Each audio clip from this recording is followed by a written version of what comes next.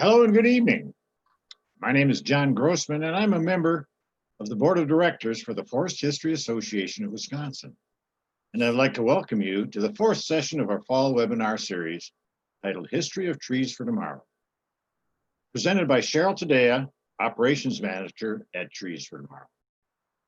Cheryl's first interaction with trees was as a student from West Dallas, participating in winter education programming with her high school. Cheryl remembers it was a life-changing experience that made me realize how passionate I was about non-formal education. Shortly after receiving her BS in environmental education and interpretation, she began teaching a teaching internship at Trees for Tomorrow and was then offered a full-time teacher naturalist position. After 14 years as an educator, Cheryl was promoted to operations manager in January of 2014, where she manages the day-to-day operations of the campus, is the primary contact for groups using the facilities or participating in programming, and it serves as the HR manager. As I now hand off to our presenter, please consider a couple of issues to aid the success of this webinar. One, note questions you may have for the presenter during the presentation, and then take time to pose them via the chat feature in Zoom at the bottom of your screen. If you're new to Zoom and have challenges navigating the system, you can pose a question. You get help from the facilitator, also using that chat feature. And finally, after the session is over, please consider completing the short survey also offered at that spot.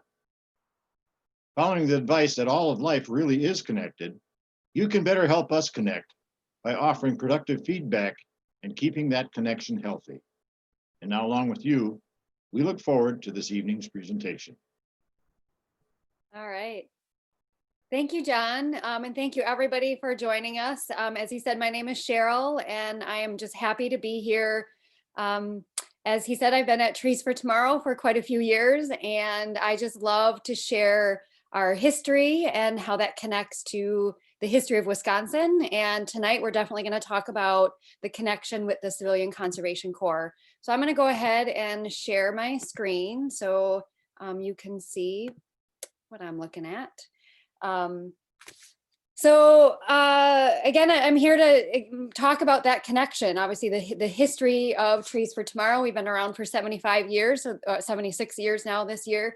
So it definitely shows, some sort of historical connection.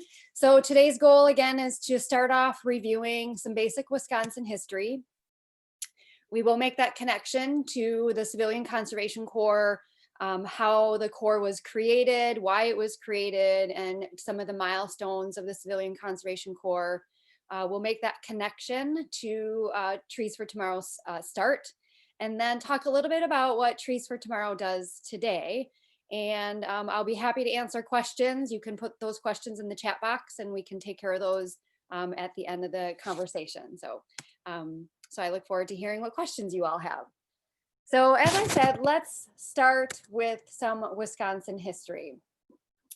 So if we go back to basically, really at the end of the Civil War, we talk about the Great Cutover. So we're talking here in the 1860s. And this is really when logging really became an important part of our economy.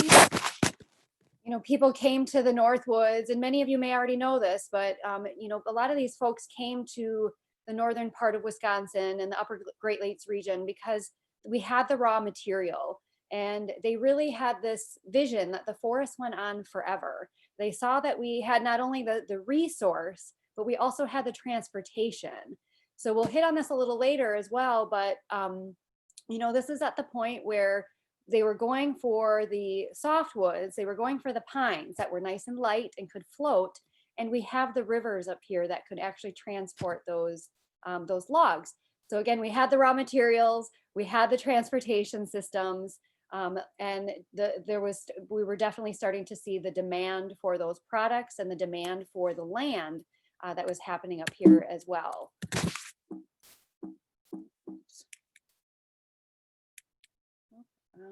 Hang on one second. I'm sorry. My screen is not. Oh, there we go. Okay. So again, we had a lot of logging camps throughout the Northwoods that brought immigrants, attracted farmers, cooks, I have to add cooks because as at Trees for Tomorrow, one of the classes we commonly teach about is lumberjack history. And it's really interesting to always share those facts about the different jobs that happened at logging camps. And one of the best paying jobs actually was the head chef or the cook. You think these guys worked really, really hard, throughout the entire year, really from sunrise to sunset, and they really needed some good food. And so those cooks are extremely important, just as important as the guys using those crosscut saws. So again, we had we had logging camps really all over the Northwoods.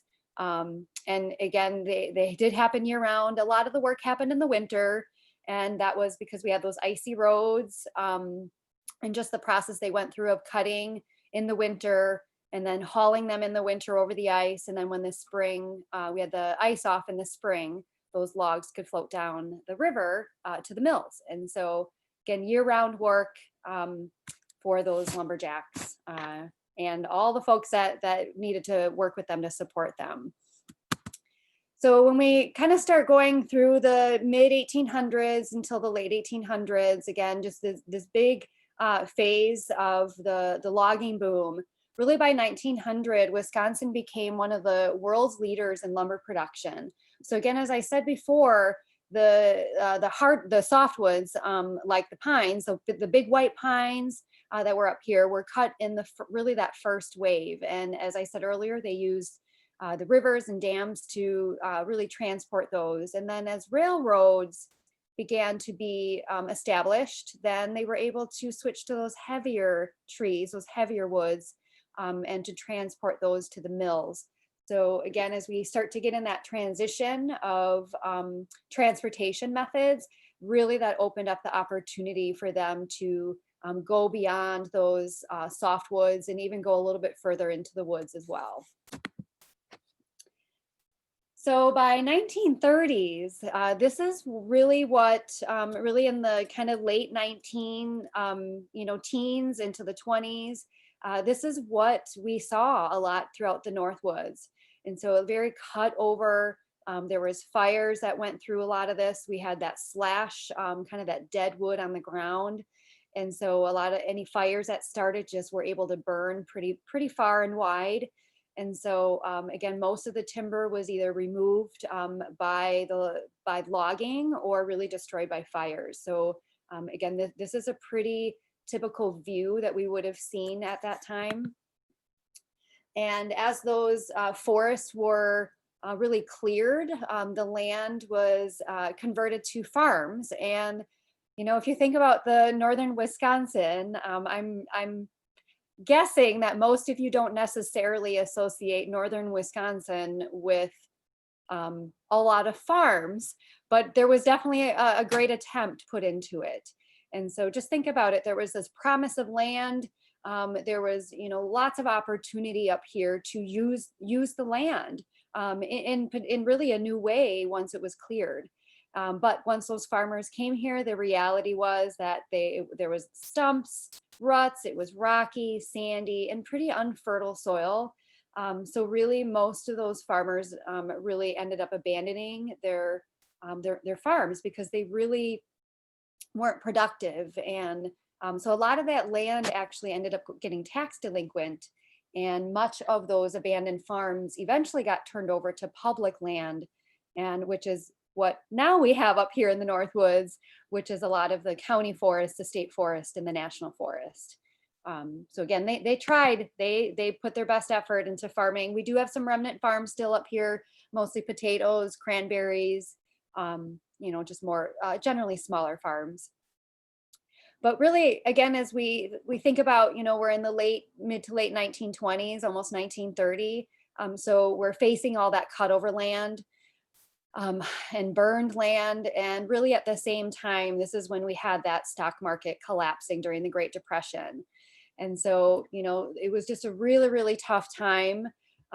Consumer confidence disappeared, which led to spending really being halted. Industrial production had dropped significantly. People were losing their jobs. Foreclosures were happening all over the place. And really homelessness was just a really, really big issue at the time. And once, we kind of can keep just going, what was happening at that time? What were those hardships?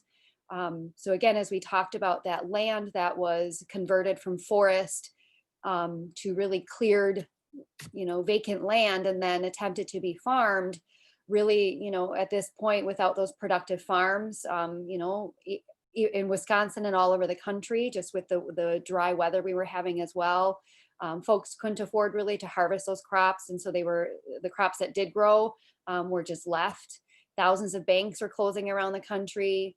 And then we start looking at some of those statistics of unemployment, where some communities saw 80 to 90%. And, we have to obviously have some real conversation about, we're obviously having, a worldwide pandemic today.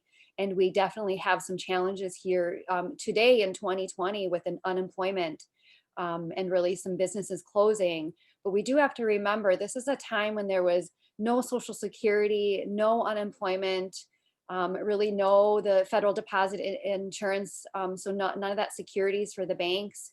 And so a lot of that wasn't there. That really helps for us in times like we're experiencing in 2020. It helps a little bit for us to kind of maneuver through those challenges. But again, none of that existed at this time. And so now we jump ahead to 1932. This is enter Franklin Delano Roosevelt. And, he won that election in 1932, promising really what has become known as the New Deal. And that was really a collection of programs that were designed to get people back to work and really to really help turn the economy around. And something that I think is really interesting when you really look at the impact here is he was elected in 1932. He took office in March of 1933. Again, he's been promoting this New Deal program to really help the country get out of the Great Depression. By March 31st, so by the end of that month, the CCC, or Civilian Conservation Corps, was created, and they had their first enrollee by April 7th. And just note that's 37 days after inauguration. I just think that's so amazing and inspiring, and just hopefully that someday we can be able to make some of these difficult decisions that are really impactful in a positive way, really as quick as that happened. That would be pretty amazing today. So again, when we go back to the Civilian Conservation Corps and just really think about, what was on his mind, what was on FDR's mind when he was had this vision. He had to consider several things. He had to consider that our unemployment and just businesses closing. And he also had to weigh this against what was happening with our natural resources. So our natural resources were obviously not in the best of shape. The conservation movement hadn't started yet, really at that time. Again, we had the deforestation, we had the abandoned farms, we had erosion problems, we had the Dust Bowl, and that's just a few of the examples. In Wisconsin alone, if we just really think close to home, out of the 30 million acres of forest land that had existed, prior to this period, prior to the cutover, less than 2 million acres were forested at this time. And so, really the Civilian Conservation Corps, FDR saw this as an opportunity to bring these two wasted resources, young men and land. And so this is what the CCC really, again, was all about. So for these men, these young men, it was targeted to unemployed, unmarried men from 18 to 26. If you've ever had a chance to talk to someone, a veteran, if you've been, so lucky to have talked to someone that was a CCCer, I've had the pleasure to do that on a couple of occasions. And I've been told by a couple folks that I was actually really 17 when I joined because I really, really wanted to participate in this program. And, we were able to get through it. So technically it was supposed to be for 18 to 26-year-olds. Healthy men capable of hard physical labor. They were able to enlist for 6-month terms. Many of them re-enlisted for multiple terms. And they did receive a payment of $30 a month. And so that would equivalent to about $500 to $600 a month today. And of that $30, this is really, I think a really important part of the program is that the program was to really get that money into the hands of families so that they can be, provide for themselves, make sure that they're providing for their, food for their children and just to have a safe place for their families. So of that $30 a month, $25 was sent home. And then $5 was kept. So that equivalates to about $100 um, uh, for the month, or $3 a day today. And so just to kind of see that connection. So between 1933 and 1942, the Civilian Conservation Corps actually employed more than 3 million men in more than 4,500 camps around the country. And again, when we come back closer to home, almost 100,000 men were actually employed in Wisconsin and benefited from the program right here in Wisconsin. So again, I said I've had a chance to talk to a couple of CCC veterans. This gentleman is not one that I was able to connect with, but a lot of comments and quotes have been captured, and I just thought this one was really powerful, of really just demonstrating what kind of mentality these men had going at this time as they were going into the Civilian Conservation Corps and had this opportunity. So this gentleman says, "I had no job, I had no money, and I had no future. I had little personal pride because my family was on welfare about half the time. My self-respect and esteem had sunk to an all-time low, and I was desperately seeking a way out, a new beginning, a fresh start far removed from welfare handouts." So again, these people were desperate. They were looking for something. And, gentlemen like that were able to have just amazing impacts, not only on their families and their self-esteem, but, on those resources that you and I depend on a pretty regular basis. And I hope that, this beautiful fall weather has allowed you all to enjoy the natural resources that we do have in Wisconsin. And again, many of those trails and parks, um, shelters, wells, pump houses, a lot of that is there, thanks to the Civilian Conservation Corps folks. So again, you can see this list.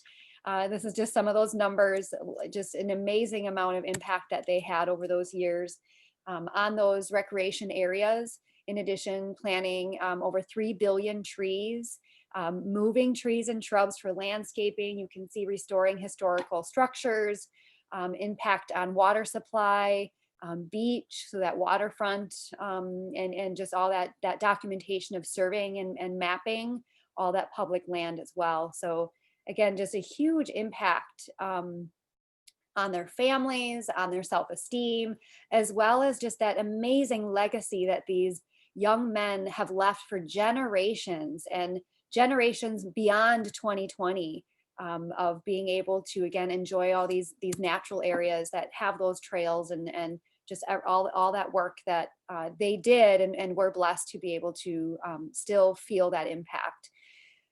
So the reality is now, as we kind of move forward in time, is, this was right around World War II time.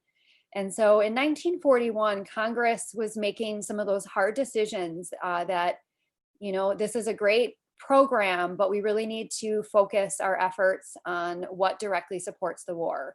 So as of July of 1942, the Congress no longer provided funding for the Civilian Conservation Corps. And so the program basically ended at that time. And so when, again, talking about on the other end, what these folks came out, what these men came out as, this gentleman says, "I joined as a boy and came out feeling like a man with a new sense of self-respect, dignity, and an assurance that there would be a future for everyone in America." So again, just an amazing impact. And as I said, those veterans that I've connected with were just so proud of their time in the Civilian Conservation Corps, were wanting to show pictures of life at camp, and all the great places that they visited, all the people that they met and they connected with. So just really an amazing legacy that we should all be proud to just be able to witness the impacts that those gentlemen had all over the country, but definitely in the Midwest here. So again, the Civilian Conservation Corps ended in 1942, and we still were in the war. And so what was happening is the industry was seeing, the wood and paper products industry was starting to see a shortage of raw materials showing up at their mills.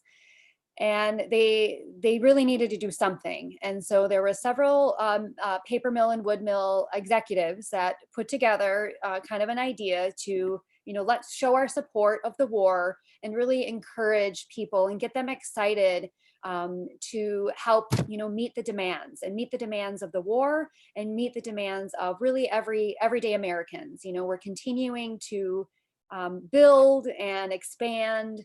And so we want to make sure we have those resources to do that. And so they call this the Pulpwood Roundup, which happened in 1943 in Tomahawk, which I'm in Eagle River right now. And Tomahawk is just less than an hour drive right here from Eagle River. And so this was, again, the Pulpwood Parade, just a celebration of the ability to be able to meet those demands, and again, to just get everyone excited about the wood and paper product industry and the needs that they had of that raw materials. So the executives felt like this event was quite a success, and they saw that this really helped meet a short-term need. And so they started to have this idea about, why don't we start thinking long-term about the raw materials that we're going to need to make sure that beyond the war and beyond, just the next few years and what our mills need today, that we are in business for a long time. And again, we can meet the demands of the future. So this is where we make that twist of Wisconsin history to the start of Trees for Tomorrow. And so February 22nd, 1944, Trees for Tomorrow is born. And Trees for Tomorrow was started by 9 wood and paper product and utility company executives. Was started as a tree planting organization, really to reforest the Great Lakes region. That was the original mission. And they wanted to make sure that there was, that they had a sustainable resource for their businesses, but then also, again, continued to provide those opportunities for you and I to have healthy forests to walk through and areas to recreate in. And so Trees for Tomorrow started out based out of an office in Merrill, Wisconsin.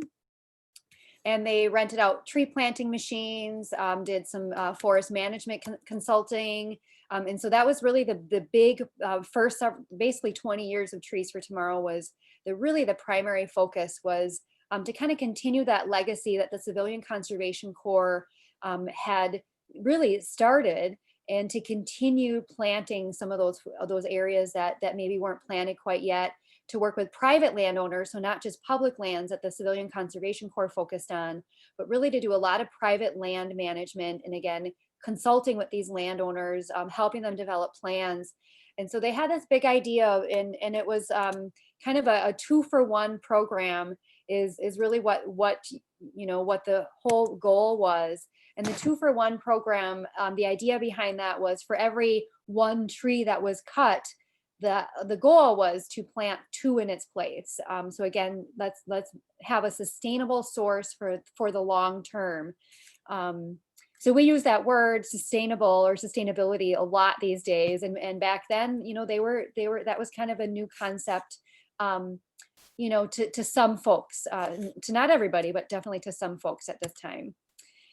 So again, Trees for Tomorrow started off in that office in Merrill, Wisconsin. And really by 1945, we had started doing education programs to teachers and students. And so we're looking for a site to do some more long-term, week-long or summer-long programming. And so in 1946, really started using on a more regular basis the property that we're on today, which at the time was called the Region 9 Training School. And so it's Region 9 Training School was actually a site that was previously used by the Forest Service, that was used to actually train CCC supervisors, camp superintendents, assistant supervisors, rangers. And so again, we really between 1937 and early 1940s is when the Region 9 training school was active. It was built up and then it was active. And so I just want to make sure that I'm clear here, because there's a lot of confusion out there about Trees for Tomorrow's property. When we do mention that we have that Civilian Conservation Corps connection, is our property was not, the property we're at today was not a Civilian Conservation Corps logging camp. It was actually, again, a training school for CCC supervisors, superintendents, as well as Forest Service employees.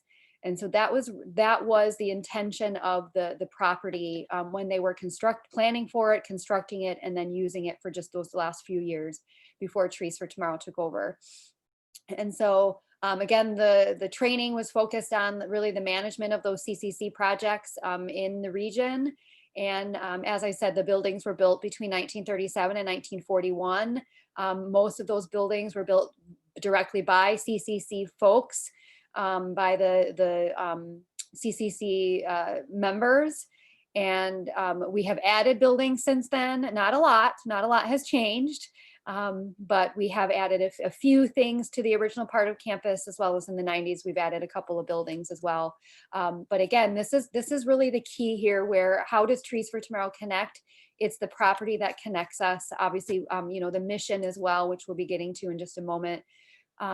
So our property, we're proud to say that the Forest Service, who technically owns the property that we lease, that we use on a daily basis, was added to the National Register of Historic Places in 1996 because, and quote, it was approved because the property is associated with events that have made a significant contribution to the broad patterns of our history. And that specifically is the conservation movement, and then just the involvement in the Civilian Conservation Corps and the U.S. Forest Service through those kind of really early stages of really thinking about sustainability. And so when we take a look at our campus map, the top map here is more of our modern map, and everything that's outlined in that red, everything that's inside of that is really the original part of campus. That's the part that's owned by the Forest Service. And really the majority of those buildings there were built by the Civilian Conservation Corps. Jude Hall, that you see right here up in the front, that is the original administration building. And then the dining hall in the back, which I always say is the most important building on campus. Those were the first two buildings built, and just have a really, really amazing historic feel to them that we're lucky to be able to use today on a regular basis with today's generation of students, of youth. And then the black and white drawing, just that dark outline again shows the original, the land that's actually part of the historic register. So it's not necessarily the buildings that are on the historic register, it's actually the property itself, just because of not just, again, the buildings, but what actually happened and the significance of the training and the significance of the CCC folks actually constructing those buildings. So as we jump ahead to, really as we go through the 1950s and 60s, Trees for Tomorrow continued to focus on that reforestation. And we were guided by some pretty legendary folks those first, several decades. D.C. Everest, many of you probably have heard that name. Stanton Meade, the Meade family, Folke Becker, Melvin, who is known as Mully Taylor. And Mully Taylor was actually our first director, and he was a newspaper man, and he used his skills to really help spread the word of the impact that Trees for Tomorrow was having and the availability of the private land management. And so he really used that newspaper man, those media skills to really get the marketing and the promotion out of all the opportunities available through the program, through, again, the reforestation program. So again, by 1967, we have, at that point, we had given out over 23 million seedlings. And that was a pretty big milestone. Again, just a variety of foresters over the years working with those landowners. As I said earlier, really integral in the development of tree planting machines and renting out tree planting machines and providing that consultation. And really, again, since 1945, even though the land management was the priority, educating teachers and students, again, since 1945 and 1946, was happened pretty early on and continued. And so it was in the late 1960s that we really started to switch that focus. So for those first 20 years, the mission was reforestation to help reforest the Great Lakes region. But then by those 1960s, felt like we really did our impact, continue that legacy from the Civilian Conservation Corps. Really, we're helping to meet the mission of the Forest Service and many of these other agencies around the country. And so that's when we switched our mission to education. And so some people, might remember back in the day, Trees for Tomorrow's kind of, little tagline was education is the key. And so really that's been part of really our mission since the beginning. Again, they were not only handing out trees, but teaching landowners how to take care of that land. And so most of these programs really since the 40s have been sponsored by utility companies, wood companies, the wood and paper product industries. And many of these industries actually continue to sponsor schools and our program today, which is just really exciting to have that connection of, again, some of these companies for 75 years. So as I said, we shifted our mission to education in the 1970s, and then in the 90s, we constructed a new education hall, which is what you see in this picture. And we also constructed an additional dorm there's a little tract of our property that's actually private property. And so I'm gonna just jump back here if I can quick to, oh, actually we'll go forward, never mind. So there's a small section of our current property that is actually owned by Trees for Tomorrow. It's the eastern edge of the property that we added these two buildings. And if you notice in the picture, which we'll get to in a moment, there is a Civilian Conservation Corps worker statue there. Again, we are extremely proud of that history and of that connection that our property has with the Civilian Conservation Corps. So as I said, today's mission is education, and it's our primary goal has been teaching youth really since, as I said, the 60s. And our official mission statement is to promote sustainable use of our natural resources through transformative educational experiences. And so we really want to get those as many people, and that's not only youth, but adults as well, people of all ages out in our natural resources, and having really those amazing experiences, those transformative experiences. And as was said at the beginning in my bio, I am an alumni of Trees for Tomorrow programs, and I can truly say that it was a transformative experience for me. And so we work hard every day to ensure that we're continuing to provide those really impactful experiences. And so how do we do that? We do that by providing really a variety of programs to over 10,000 people every year. We're again fortunate to have the facilities that we have. And so we have 5 dorms. We have capacity of over almost 150 beds. We have a variety of classroom spaces. We have a variety, not only our 40 acres of on-site property, but we then are blessed by just an amazing amount of public land around us, the national forest, state forest, and county forest. And so whether we're working with our school groups that are maybe staying overnight, or local schools coming for the day, or working with adults and families on weekend retreats or summer youth and family programs, again, we've got that resource. And then we can take those programs also to go, and we can take them out to schools all over the state, all over really the Midwest in person. And obviously with today's technology over Zoom, there's definitely no geographic lines that limit how far we can take that message. And, again, I keep saying it, but I'm just really proud that we're able to take some of those messages that the Civilian Conservation Corps started and the Forest Service started, and to really continue to carry that today. And again, we're a private nonprofit organization, so we this is our choice. We're we're not a Forest Service funded program or sponsored program. We just rent our facilities, we rent the property from them.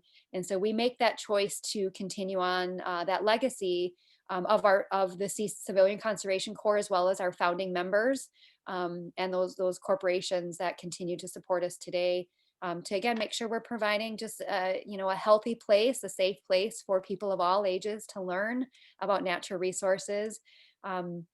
A lot of times when I'm talking to folks and they, want to get maybe a different, let me go back here, a different way of how what do we really teach?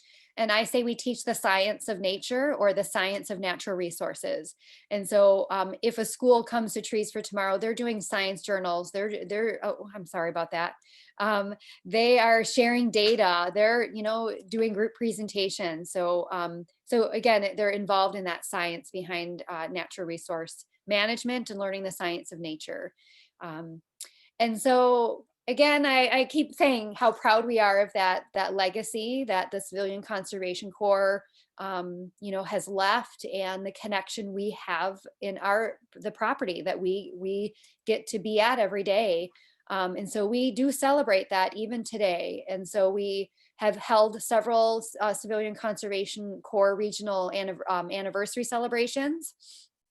And in 1983, we held a 50th anniversary. And then as recent as 2013, we celebrated the 80th anniversary of the Civilian Conservation Corps, and worked with the Alumni Association of the Civilian Conservation Corps legacy group.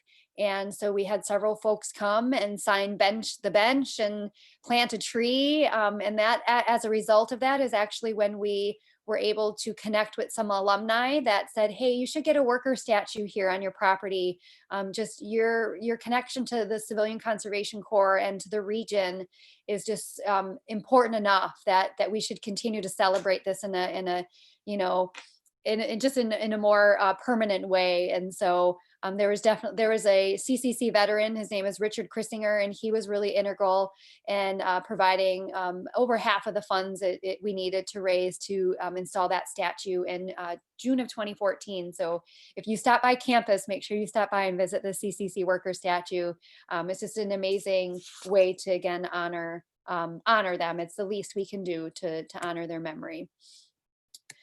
So in other ways that we celebrate all the, everything that we have gone through since the cutover to the impacts of reforestation that the Civilian Conservation Corps had to the founders of Trees for Tomorrow, and many of those conservation movements that have happened since the 40s, is today we have an annual event that's called Forest Fest, the last Saturday in July every year. And it's a free family full day event that just, again, celebrates the forest and celebrates some of the history of the forest. So you can see in the picture, we've got crosscut saws going. So some of that historic equipment. And then at the bottom left, we're showing off technology and how far we've come, and, how we can continue to be sustainable in Wisconsin and to be proud of that, where we can grow that natural resource and still continue to meet the demand of the Americans with those products, and people actually all over the world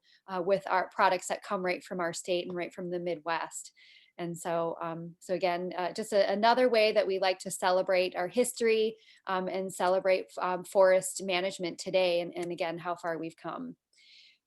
So when we, again, just kind of wrap up and look at our Trees for Tomorrow's vision, which is to prepare today's youth to be tomorrow's stewards of our natural world.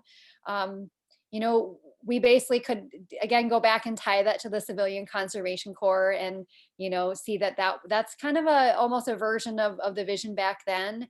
And so, as I keep saying it, we're just really excited to, still be around in 2020, and to, as hard as this has been, challenging as a year this has been, we're continuing to find opportunities and ways to promote natural resource management, to teach folks about, spending time in nature, just how amazing that is for our emotional and mental health. And we're just excited to be a part of that and to be able to continue that. I mean, we're honored to have that opportunity today, whether it's at our campus or it's at a school or it's in a platform like this tonight via Zoom. And again, just to continue to share that legacy. It's a pretty important one that we feel we need to continue to do, hopefully for another 75 years or more. So yeah, thank you so much for joining me tonight. And I'll stop sharing my screen and see if there's any questions. All right, so Tom Giroux here, and as the moderator, I guess I get to start with my own question. I'll get to the other questions shortly, but I know for the board, it was a tremendous disappointment not to be able to have our annual conference there live. Many of us were so looking forward to it. And so my question is how are you weathering the business climate when you have all of these cancellations? Yeah. Oh, go ahead. I'll let you finish really that. Looking forward to supporting Trees for Tomorrow with my dollar, and it just couldn't happen. Yeah, no, I appreciate the question, Tom, and a lot of folks have been asking us. So, we've had to, make some hard decisions this year and try to reduce and kind of pull back on some expenses so that we could survive through it. But what that gave us was the gift of time. So all these cancellations have actually given us the gift of time.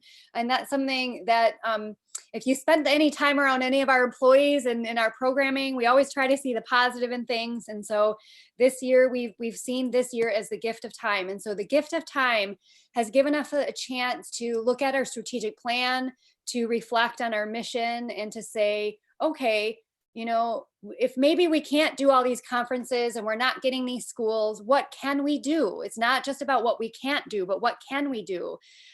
So we had in the summer, we did some online programming. So we tested that out. It was trial and error. It was a lot of work. And so we might be getting back into that this year, but we decided to kind of take a breather from that. But what we have done in the last couple of months is actually think about what are some new programs that we've been thinking about for the last few years and saying, hey, when we have more time, we'll think about these. And this is our time. And so a gift of time has given us an opportunity to finally start an early childhood program at the end of October for local families. And then in January, we're going to be starting some weekend programs for families, some for local families and some for families that maybe want to come from out of the area. And we are going to structure it in a safe way so that we're able to get folks out using our local resources, out on the trail, out skiing, out snowshoeing as weather warms up, looking for birds and out in canoes. So recreating in a safe way, but in a way that really gets folks connected to nature. We have actually, Tom, I appreciate the concern. And we have actually had some of our, as I said earlier, we continue to get sponsored by the wood and paper product industry. Again, we're a nonprofit 501c3. So our funding mostly does come from program fees and facility rentals. But then another portion of that does come from donations, whether it's individuals or it's grants or it's corporate sponsorships. And so several of our corporate sponsors have stepped up and helped us in ways that maybe some of their funding used to go to scholarship to support school programs, and they've allowed us to use that funding to cover staff time as we plan and prepare for some of these new programs. We have had a few small programs, which was really great for us to practice all those new procedures. And, we feel like we've been really able to provide a healthy, safe place. We had a weekend group this last weekend and I was in the kitchen serving food and I felt very safe. And our participants felt very good about being fed by our staff. And it was just great to have folks on our campus. So yeah, we're taking it serious. We're very cautious, but we're using this as that gift to think about ways that we can diversify our programs, not just for the short term, but for the long term as well. And then to connect, just take that time to connect a little bit stronger with some of our partners like the Forest History Association and your members. Okay, so we better get to the questions that our participants have. So the first one, I'm aware of an organization that ran a 50-year CCC celebration in the 80s, and you referred to that, the National Association of Civilian Conservation Corps Alumni. Do they still exist? And do you still have an interaction with the former CCC members? And just from personal experience, having had two uncles in the CCC, they're quite old. In fact, both have passed away. One was 93. So I know that they're getting up in years. Yeah. Yeah, I'm going to put it in the note in the chat. I just put in ccclegacy.org is the organization that exists right now that really interacts with those alumni and the historical archives. And that's the organization that we worked with in 2014 directly for the 80th anniversary. And so I don't have as much information on the 50th anniversary, if it was, what organization, but I know it drew, in the 1983, they did draw veterans from all over the country for that. So I'm assuming whether it was a CCC Legacy or an alumni association that they worked with at the time. But again, CCC Legacy is a great resource for information about veterans and historical stuff, the statues, how to support the history. And so they're a nonprofit group as well. So that's really the best information I can give you. They were just integral in us putting together our 80th anniversary. So here's a little easier question to answer maybe, but how large of a staff do you have, and they're paid, volunteer? Yeah. So we have 19 employees. Well, it's usually 19 to 20. And we still have 19 employees, even now. So, everyone's, schedules are quite a bit adjusted these days, but that includes educators, administration staff, maintenance, housekeeping, and food service. So we have 19 employees. 6 of them are educators. Sounds good. Mm-hmm.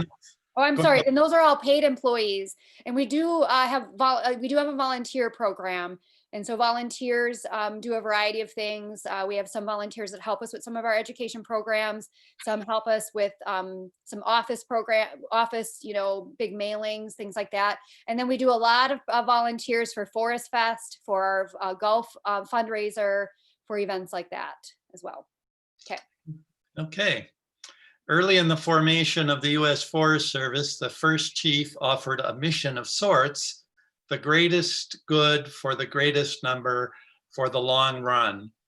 Does the U.S. Forest Service still contribute advice from their goals that intersect with those of Trees for Tomorrow?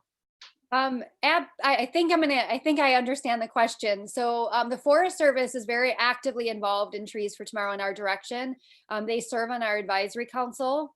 And so the advisory council works with our executive director and myself on really kind of just general direction, brainstorming.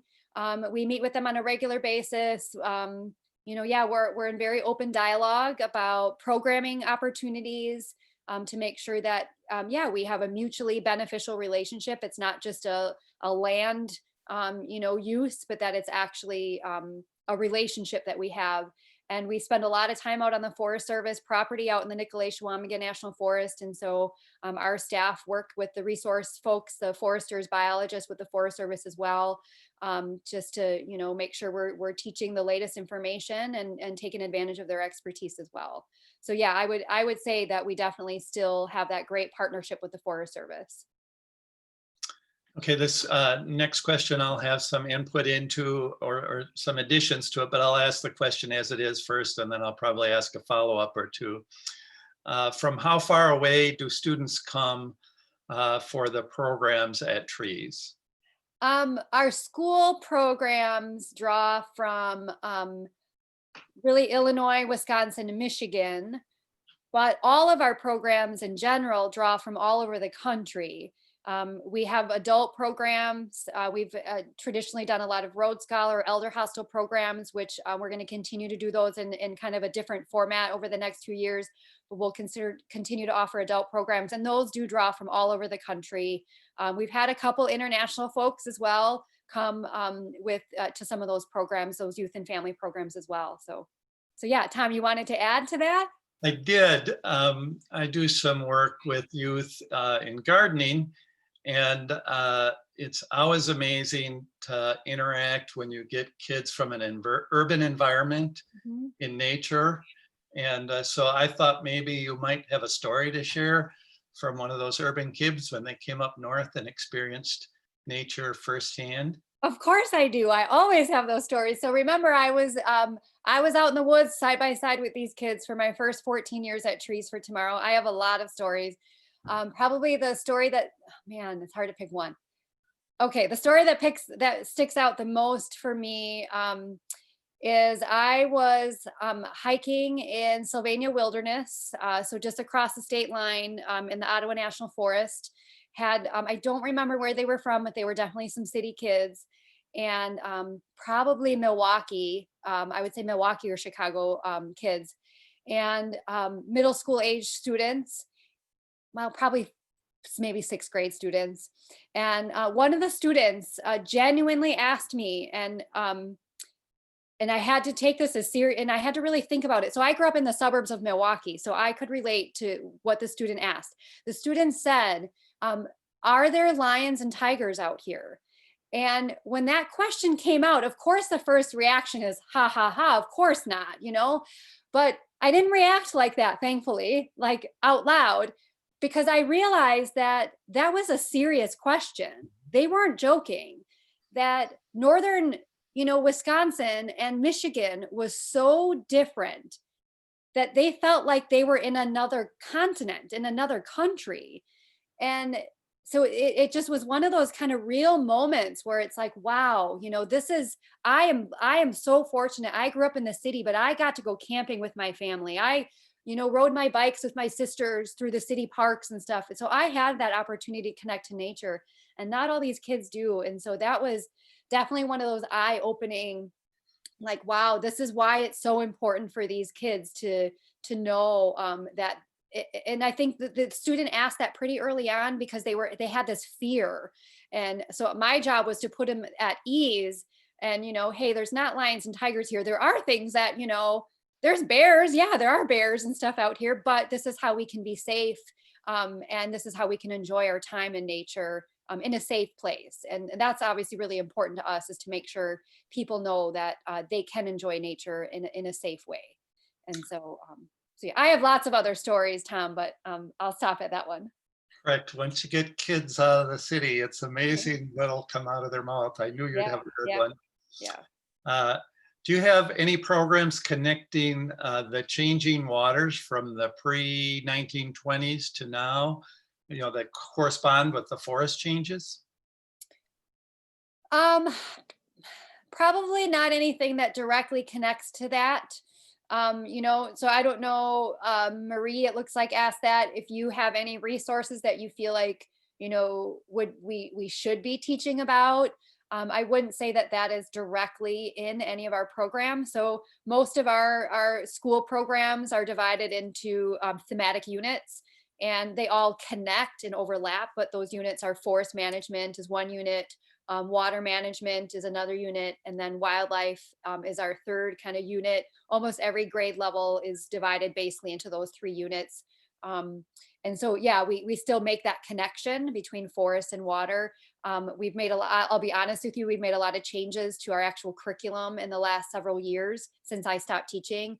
And so I know that they make those connections. I can't promise or answer for sure if they go back to pre-1920 in that curriculum. So we'll have to connect sometime. In my work at DNR, I worked in the water program, and by studying the diatoms in the sediments, you can actually see the cutover in the changes in the diatoms. You can see the changes in our lakes, in the crustaceans that are in the bottom of the lake, in the sediment buried.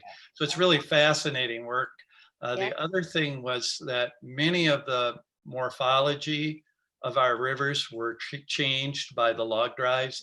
The habitat was changed, and there's still some of that legacy issues with the rivers, wide and flat, and some challenges for habitat purposes. So there's lots of interesting stuff there that we'll have to connect that on sometime.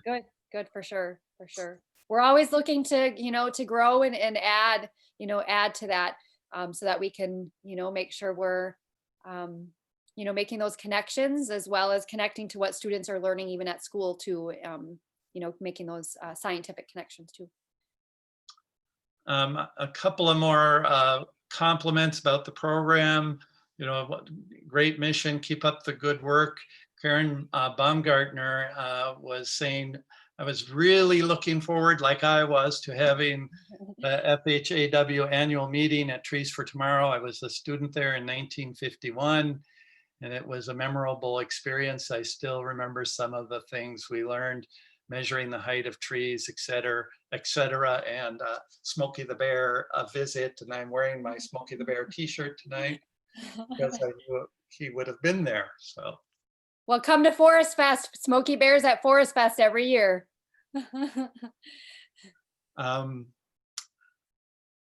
So another question here, I think, using plat maps, I've been discovering the changes. I have a continuous pictures from 1952 or 1925 concerning one area. And so maybe you even want to talk about our joint venture. I see Marie just asked about the talking tree. I don't know what year it was put in. Oh, that's a really good question. Unfortunately, the tree is still alive. It's just quiet these days. It's taking a break from talking. And it's on our to-do list to get him back talking, but he's not talking right now. I remember the talking, a lot of people remember the talking tree. So that's great. Thank you, Marie. Because I don't know exactly. Excellent.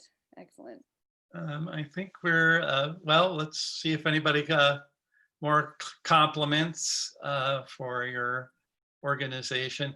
Maybe you could talk about how you're structured. In terms of an oversight board, that kind of stuff. I'd be curious about that. So again, we're a nonprofit, so we have a board of directors, and we have, I believe it's 19 members on our board, and there's still many of the wood and paper product companies or their parent companies that were, bought out all the stuff, that changes that have happened in that industry in the last, 50, 60 years. But many of them, the current companies, you can trace back to our founders. And so we have wood and paper product companies, utility companies on our board. And so again, as a nonprofit, we have our board of directors, and on that group is our executive committee. So we do have a board president, vice president. So we have that executive committee. And then directly below our executive committee is our executive director, who reports directly to the board. And she oversees, really, that's Robin Ginner, and she oversees the vision of Trees for Tomorrow, the fundraising of Trees for Tomorrow, the kind of budget of Trees for Tomorrow, the finances side. So she manages Trees for Tomorrow as a business, as well as a lot of our partnerships. And then I report to Robin. So I'm, a lot of nonprofits would refer to my position as the assistant director, but we felt like it was better, just more fitting to be operations manager. So as was said at the beginning, I oversee the day-to-day operations of the organization. And then we do have a hospitality manager that oversees our housekeeping and food service, an education manager that oversees our education staff, and then a variety of administrators and, marketing director, office manager. I will add, though, that even though we have that structure, especially once you get to the actual on-site employees, even with our board of directors, we are a happy family. And so it's really important for us to have that family culture, that supportive culture, I was serving food this weekend. I I scrubbed a toilet this last weekend. Our director served breakfast on Saturday. We cracked eggs and made pancake batter this week. I mean, we all support each other and help each other and do whatever it takes. And that's what I love about working at a nonprofit. And that's what I love about Trees for Tomorrow. Our board of directors are extremely supportive of what we do, not just as their companies, but as individuals as well. And anyone knows at a nonprofit that really helps, that helps the culture. And I wouldn't be at Trees for Tomorrow for 20 years if there wasn't a good culture. So that to me is the number one priority as to what keeps me at Trees is the culture. So I'm glad you like your job. I do. All right, so thank you very much. And I'm going to turn it over to John for his closing remarks. Cheryl, thank you very much. You're for putting welcome. this together. Thank you for sharing your passion and your love for what you do here. With all, and that shines through to all of us who've encountered people who have been there as students at Trees for Tomorrow and who take away a message that lasts a lifetime. The message is really that the land doesn't really belong to you. You belong to it. And I think that's such a wonderful thing that you transmit to such a wide swath of humanity. So thank you very much for all you do. The participants in this process should know that this program was recorded, and along with all the programs in the webinar series, will be captured and posted that you'll be able to access via the Forest History website. Those of you who are not Forest History members, take time to take a look at who we are and our mission to inform, educate, archive, and publish the legacy of Wisconsin's forest history. You were encouraged to offer us some remarks in critique of this program via the chat, and I hope you'll take time to do that. And or if you visit our website and think about this tomorrow or some future time, if you visit our website, there's a place there that you can react to a question you want to pose or advice you want to offer on how we can improve to do the job we're committed to. So thank you all very much for participation, and I hope to see some of you again at a future program. And thank you, Tom.